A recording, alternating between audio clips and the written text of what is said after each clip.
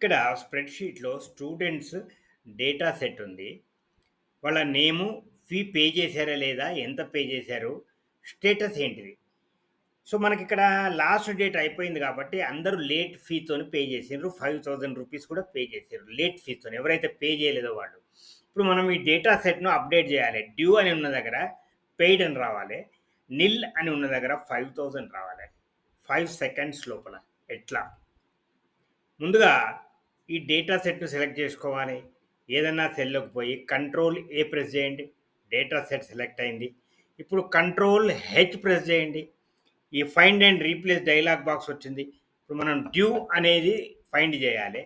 దాన్ని దేనితో రీప్లేస్ చేయాలి మనం నెక్స్ట్ బాక్స్‌లో పెయిడ్ పిఏఐడి పెయిడ్ అని రీప్లేస్ చేయాలి. కింద రీప్లేస్ ఆల్ అనే ఈ బటన్ ఉంది. దాన్ని క్లిక్ చేయాలి. చూసారా 37 రీప్లేస్‌మెంట్ అయినాయి. ఓకే క్లిక్ చేయాలి. రెండో ఫైండ్ ఏంది?